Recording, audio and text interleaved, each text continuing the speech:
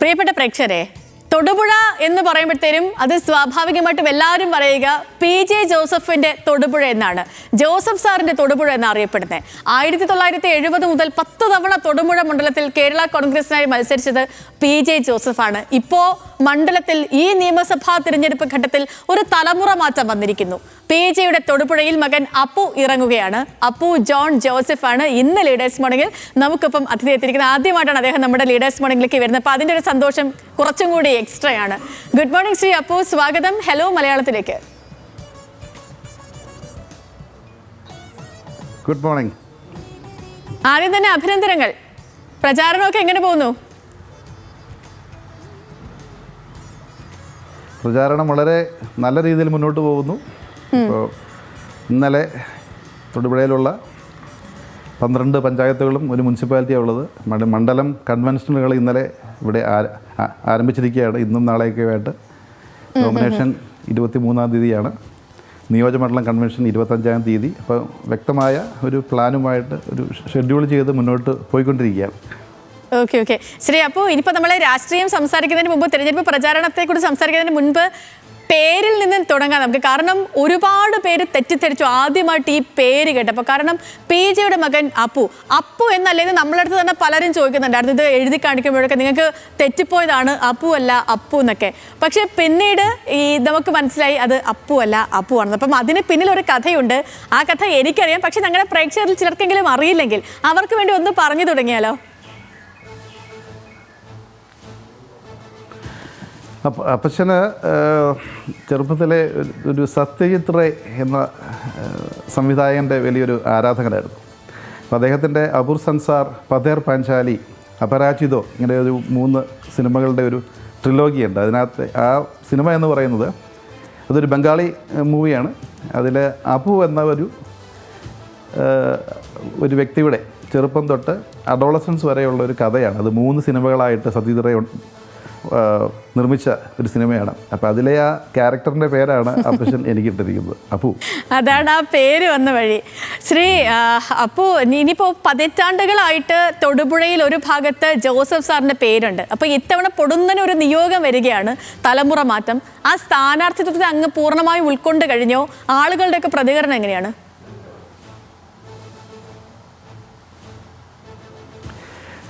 തൊടുപുഴയെ സ്വന്തം കണ്ണിലെ കൃഷ്ണമണി പോലെ കാത്തു സൂക്ഷിച്ച ഒരു രാഷ്ട്രീയ നേതാവ് ഈ കേരളത്തിലെ 14 ജില്ലകളിലും വിപ്ലവകരമായ നയപ്രഖ്യാപനങ്ങൾ നടത്തി കേരളത്തിൻ്റെ സാമൂഹിക വ്യവസ്ഥിതിയെ വരെ മാറ്റിമറിച്ച നല്ല രീതിയിൽ ഒരു നേതാവിൻ്റെ പിൻഗാമിയായിട്ട് വരിക എന്ന് പറയുന്നത് ഏറ്റവും കാഠിന്യമേറിയ, ഏറ്റവും എന്ന് പറയുന്ന തൊടുപുഴ ഈ കേരളത്തിലെ മറ്റ് 139 മണ്ഡലങ്ങളുമായിട്ട് നമ്മൾ താരതമ്യം ചെയ്യുമ്പോൾ ഏറ്റവും പ്രയാസമേറിയ ഒരു ദൗത്യമാണ്. കാരണം PJ ജോസഫിൻ്റെ കാലടികൾ പിന്തുടരുക എന്ന് പറയുന്നത് അദ്ദേഹത്തെ പോലെ ഒരു ദീർഘവീക്ഷണവും അദ്ദേഹം കൊണ്ടുവന്ന, നമ്മൾ എപ്പോഴും പറയും ഈ സ്റ്റാറ്റസ് കോ, തൽസ്ഥിതി തുടരുവാൻ നമുക്ക് നാട്ടിലെ രാഷ്ട്രീയക്കാരുടെ ആവശ്യമില്ല. അതിന് ഇവിടെ നാട്ടിലുള്ള ഗവൺമെൻറ് മെഷീനറി മാത്രം മതി.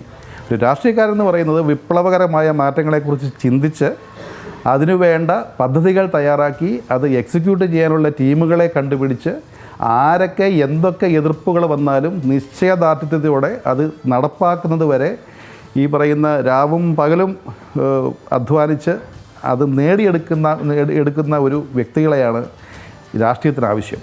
അപ്പോൾ അങ്ങനെയുള്ളൊരു വ്യക്തിയുടെ കാലടികൾ പിന്തുടരുക എന്ന് പറയുന്നത് എനിക്കറിയാം സ്വാഭാവികമായിട്ടും വളരെയേറെ ബുദ്ധിമുട്ടുള്ള ഒരു ജോലിയാണ്. പക്ഷേ അത് ചെയ്യാൻ സാധിക്കുമെന്ന ഉറപ്പ് അല്ലെങ്കിൽ ബോധ്യം എനിക്കുണ്ട്. ചേച്ചി അങ്ങനെ തന്നെ അങ്ങ് പോകട്ടെ. ശ്രീ അപ്പു, ഇപ്പം രാഷ്ട്രീയ തന്ത്രങ്ങളിൽ എന്നും കേരളം രാഷ്ട്രീയം ശ്രമിച്ച ഒരാളാണ് PJ ജോസഫ്. ഇപ്പം മുന്നണികളൊക്കെ മാറുമ്പോഴും തൊടുപുഴയിലെ ആധിപത്യം നിലനിർത്താൻ അദ്ദേഹത്തിന് കഴിഞ്ഞിട്ടുണ്ട്. രാഷ്ട്രീയത്തിൽ അച്ഛനിൽ നിന്നും അങ്ങ് പഠിക്കുന്ന പാഠം എന്താണ്?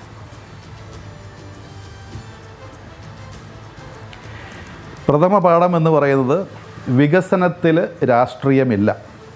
രാഷ്ട്രീയം എന്നത് നമ്മുടെ തിരഞ്ഞെടുപ്പ് രാഷ്ട്രീയത്തിൽ മാത്രമേ. തിരഞ്ഞെടുപ്പിൻ്റെ സമയത്ത് നമ്മൾ പല മുന്നണികളായി മത്സരിക്കുന്നു.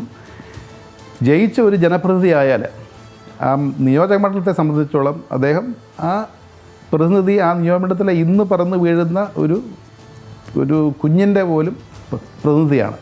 അതുപോലെ ഒരു മന്ത്രി എന്ന നിലയിൽ കേരളത്തിലെ 140 നിയോജക മണ്ഡലങ്ങളിലെ മന്ത്രിയാണ് ഈ ഭരണം കൈയാളുന്നത്.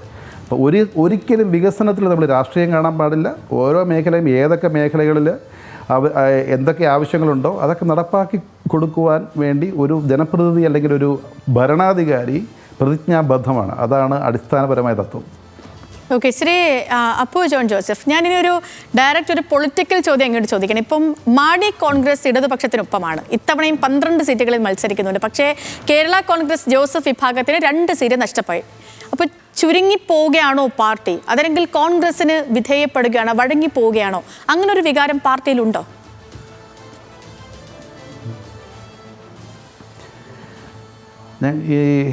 ഞാനൊക്കെ വിശ്വസിക്കുന്ന ബൈബിളിലൊരു വാക്യമുണ്ട്, തനത്താൻ ഉയർത്തപ്പെടുന്നവൻ താഴ്ത്തപ്പെടും, തനത്താൻ താഴുന്നവൻ ഉയർത്തപ്പെടും.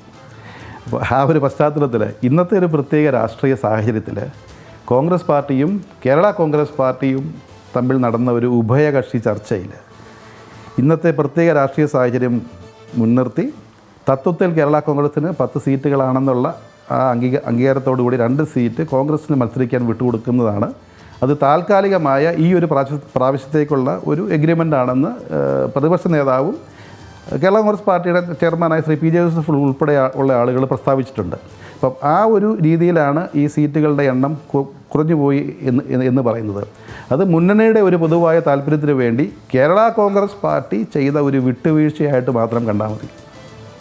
ഓക്കെ, ശ്രീ അപ്പു, ഇപ്പം ആദ്യമായിട്ടാണ് അങ്ങ് തിരഞ്ഞെടുപ്പ് ഗോധയിലേക്ക് വരുന്നത്, അതും നിയമസഭയിലേക്ക്. പിന്തുണയും സ്നേഹവും ഉണ്ട്, പിന്നെ ജനിച്ച കാലം മുതൽ കേൾക്കുന്നതും അറിയുന്നതും ഒക്കെയും രാഷ്ട്രീയമാണല്ലോ. പക്ഷേ എങ്കിലും ഞാൻ ചോദിക്കുകയാണ്, ടെൻഷൻ ഉണ്ടോ ചെറുതായിട്ടെങ്കിലും? അതെ, ടെൻഷനൊന്നുമില്ല.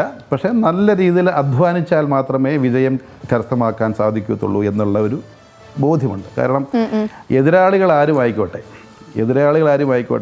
എതിരാളികൾ ശക്തരാണോ അല്ലെങ്കിൽ ദുർബലരാണോ എന്നുള്ള ചർച്ചകളൊക്കെ ഇവിടെ നടക്കുന്നുണ്ട്. പക്ഷേ ഈ ഒരു തെരഞ്ഞെടുപ്പ് രാഷ്ട്രീയത്തിൽ എൻ്റെ ഭാവി നിശ്ചയിക്കാൻ പോകുന്നത് ഈ നാട്ടിലെ പൊതുജനമാണ്. അവരുടെ മനസ്സിൽ എനിക്ക് ഇടം പിടിക്കാൻ സാധിച്ചാൽ മാത്രമേ എനിക്ക് ഈ തെരഞ്ഞെടുപ്പിലൊരു വിജയം സാധ്യമാകുകയുള്ളൂ. അതിനു വേണ്ടിയുള്ള കഠിനാധ്വാനം ചെയ്യണം എന്നുള്ള ഉത്തമ ബോധ്യം എനിക്കുണ്ട്. അത് ആ ഒരു കാര്യം മുൻനിർത്തി തന്നെയാണ് ഈ ഇപ്പോൾ മുന്നോട്ടുള്ള ഓരോ തെരഞ്ഞെടുപ്പ് പരിപാടികളും നമ്മൾ ഷെഡ്യൂൾ ചെയ്തിട്ടുള്ളത്. അപ്പം നല്ല രീതിയിലുള്ളൊരു തെരഞ്ഞെടുപ്പ് പ്രവർത്തനം നടത്തി വിജയിച്ചു വരും എന്ന് തന്നെയാണ് എൻ്റെ പ്രതീക്ഷ. ഓക്കെ, ഇന്നിപ്പോൾ എവിടെയാണ് പ്രചാരണം? ഇന്നിപ്പോൾ ഞായറാഴ്ചയാണ്, എല്ലാവരും വീട്ടിലുള്ള ദിവസം കൂടെയൊക്കെയാണല്ലോ. ഞായറാഴ്ച പള്ളിയിൽ പോകണം. പള്ളി ഇപ്പോൾ പോയതിന് ശേഷം ഇന്ന് 4 മണ്ഡലങ്ങളിൽ ഇന്ന് മണ്ഡലം കൺവെൻഷനുണ്ട് ഉച്ചയ്ക്ക് ശേഷം. അതിനു മുമ്പ് ചില ഭവന സന്ദർശനങ്ങളും മറ്റ് ചില നേതാക്കന്മാരെയും ഒക്കെ വ്യക്തിപരമായി പോയി കാണേണ്ട കാര്യങ്ങളുണ്ട്. പക്ഷേ ഇപ്പോൾ ഈ ഒരു തെരഞ്ഞെടുപ്പിൻ്റെ ഒരു പ്രത്യേകത എന്ന് പറയുന്നത്, തെരഞ്ഞെടുപ്പ് പ്രഖ്യാപിച്ച് പെട്ടെന്നങ്ങ് ഡേറ്റ് പ്രഖ്യാപിച്ചു. 9-ാം തീയതി എന്ന് പറയുന്നത് നമുക്ക് സമയം വളരെ കുറവാണ്. ഉള്ള സമയത്ത് നമ്മളെ കൊണ്ട് എത്താവുന്നിടത്തോളം ആളുകളിലേക്ക് അതെ അതൊരു വലിയ ഒരു ബോട്ടിലേക്കാണ്. പക്ഷേ നമുക്കത് മാനേജ് ചെയ്യാവുന്ന കേസേ ഉള്ളൂ. അല്ല, ഞാൻ ചോദിക്കുന്നത്, ഇപ്പോൾ വീട്ടിലോട്ടൊക്കെ ചെല്ലുമ്പോൾ ഓരോരുത്തരുടെയും ആളുകളുടെ വീട്ടിലേക്ക് ചെല്ലുമ്പോൾ ഇപ്പോൾ പി ജെ ജോസഫിൻ്റെ മകൻ ആ ഒരു സ്നേഹം എക്സ്ട്രാ അനുഭവിക്കാൻ കഴിയുന്നുണ്ടോ? പിന്നെ തീർച്ചയായിട്ടും ഞാൻ ഇത്രയും നാളും പാർട്ടിയുടെ ഒരു സംവിധാനത്തിൽ പാർട്ടിയുടെ 14 ജില്ലകളിലും തൊടുപുഴയിലുമൊക്കെ നല്ല രീതിയിൽ പ്രവർത്തിച്ചിട്ടുണ്ട്. പാർട്ടിക്കാരുമായിട്ടാണ് കൂടുതൽ ഇടപഴകിയിട്ടുള്ളത്.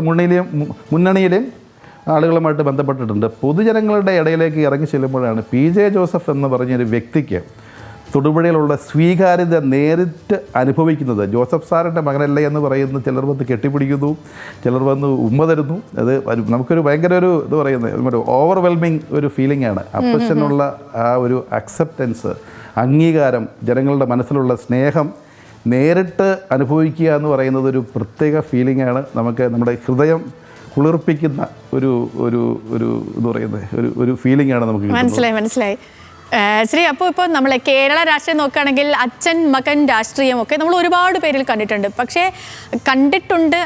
അതിനൊപ്പം തന്നെ നമ്മൾ അച്ഛൻ മകന് വേണ്ടി വഴിമാറി കൊടുക്കുന്ന രാഷ്ട്രീയം കാണാതെയും ഇരുന്നിട്ടുണ്ട്. ഇപ്പം അച്ഛനും മകനും ഒക്കെ ഒരു നിയമസഭാ തിരഞ്ഞെടുപ്പ് വരുമ്പം ഒന്നിച്ച് മത്സരിക്കുന്ന എത്രയോ ഘട്ടങ്ങൾ നമ്മൾ കണ്ടിട്ടുണ്ട്. അപ്പം ആ ഇടത്തൊക്കെ മാതൃകയായിട്ട് വരിക കൂടിയാണ് ശ്രീ പി ജെ ജോസഫ്. അദ്ദേഹം പൂർണ്ണമായിട്ടും ഒഴിഞ്ഞ് മകന് വേണ്ടി, അല്ലെങ്കിൽ താൻ ഇനി മതി, ഇനി എൻ്റെ മകൻ മത്സരിക്കട്ടെ, ആ ഒരു നിലപാടിലേക്ക്, അല്ലാതെ അദ്ദേഹം ഞാനും മത്സരിക്കുന്നുണ്ട്, മകനും മത്സരിക്കുന്നുണ്ട്, ആ ഒരു നിലപാടിലേക്ക് അദ്ദേഹം വന്നില്ല.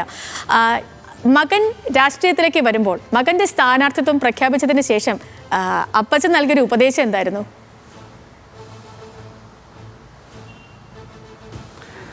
അപ്പച്ചൻ അടിസ്ഥാനപരമായി ഞങ്ങൾ വീട്ടിൽ കാര്യമായിട്ടൊന്നും രാഷ്ട്രീയം ചർച്ച ചെയ്യാറില്ല.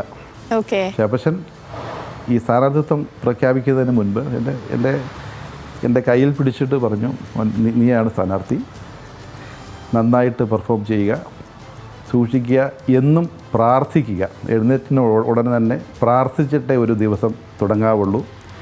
ആ ഒരു കാര്യം മാത്രമേ പറഞ്ഞുള്ളൂ. രാഷ്ട്രീയപരമായിട്ട് ഒരു ഉപദേശവും അപ്പച്ചൻ എന്നോട് പറഞ്ഞിട്ടില്ല. പ്രാർത്ഥനയാണ് പ്രഥമ പരിഗണന എന്നുള്ള കാര്യം അടിവരയിട്ട് പറഞ്ഞു.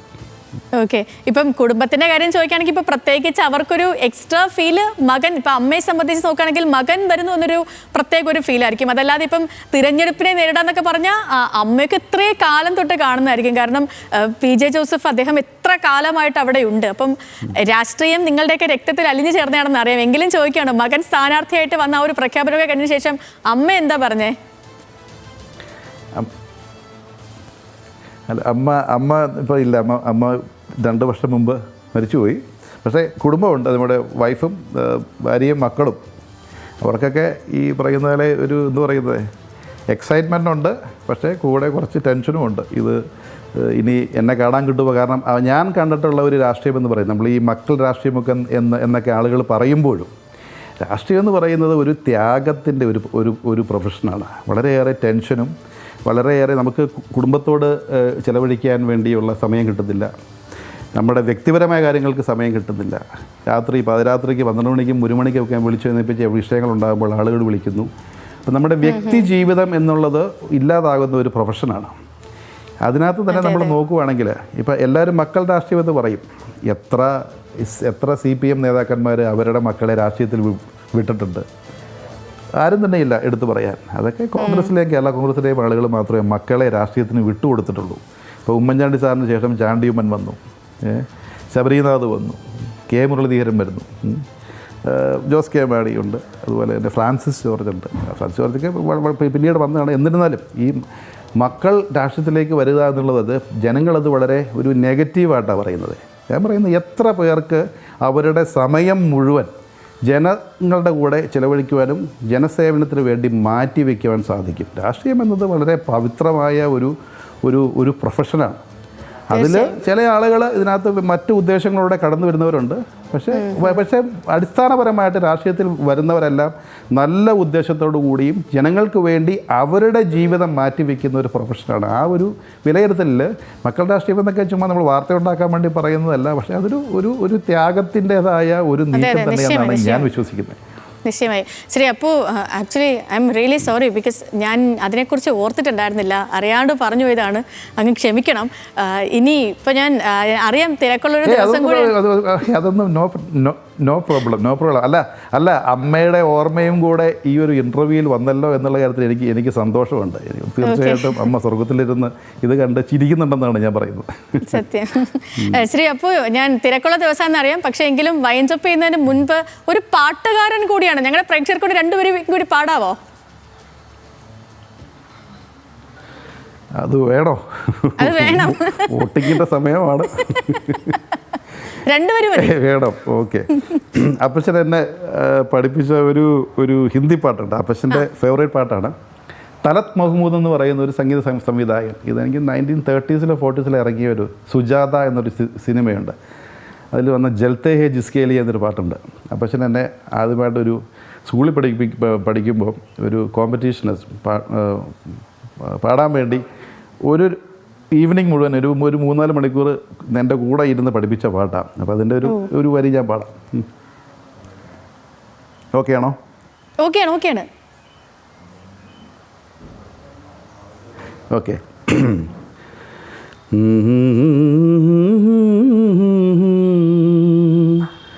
जलते हैं जिसके लिए तेरी आँखों के दिए ढूंढ लाया हूँ वही गीत में तेरे लिए जलते हैं जिसके लिए तेरी आँखों के दिए लाया हूँ वही गीत में तेरे लिए जलते हैं जिसके लिए. ഓ മൈ ഗോഡ്, അടിപൊളി. അയ്യോ, വല്ലാത്തൊരു ഫീല്. ആക്ച്വലി ഈ പാട്ട് അല്ലെങ്കിൽ കേൾക്കുമ്പോൾ നമ്മൾ വല്ലാത്തൊരു മൊമെന്റിലേക്ക് നമ്മളൊക്കെ ലിഫ്റ്റ് ചെയ്യും. അത് ഇങ്ങനെ നേരിട്ട് കേൾക്കുമ്പോൾ അത് പിന്നെ പറയുകയും വേണ്ട.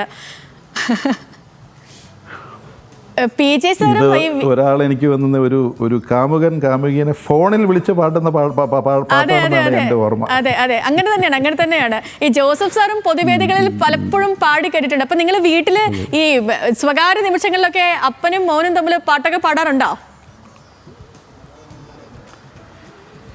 അപ്പച്ചൻ പാട്ട് പാടും, എൻ്റെ പെങ്ങള് പാട്ട് പാടും, എൻ്റെ മക്കളും. ഇത് വീട്ടില് ഒരു ഗെറ്റ് ടുഗദർ എന്ന് പറഞ്ഞു കഴിഞ്ഞാൽ അതിന് ഒരു സംഗീതാത്മകമായ ഒരു കൂട്ടായ്മയാണ്. ഒത്തിരി പാട്ടുകൾ പാടും വീട്ടിലിരുന്ന്.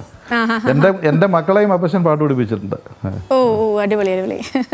അപ്പോൾ ശ്രീ അപ്പു, ഒരുപാട് സന്തോഷം നിങ്ങൾക്കൊപ്പം ജോയിൻ ചെയ്തതിന്, ഇത്രയും സമയം പങ്കുവച്ചതിനും അങ്ങേക്ക് എല്ലാവിധ ആശംസകളും വിജയാശംസകൾ നേരുന്നു. ഒപ്പം ഇന്ന് നല്ലൊരു ദിവസമാകട്ടെ. വിജയിച്ച ശേഷം വീണ്ടും നമുക്ക് ഹലോ മലയാളത്തിൽ ഈ ലീഡേഴ്സ് മോർണിംഗിൽ കണ്ടുമുട്ടാൻ കഴിയുമെന്ന് ഞാൻ ആത്മാർത്ഥമായി ആഗ്രഹിക്കുന്നു, പ്രതീക്ഷിക്കുന്നു. തീർച്ചയായും. Wish you the same. ഒരു നല്ല ശുഭദിനം നേരുന്നു. Thank you so much. Thank you.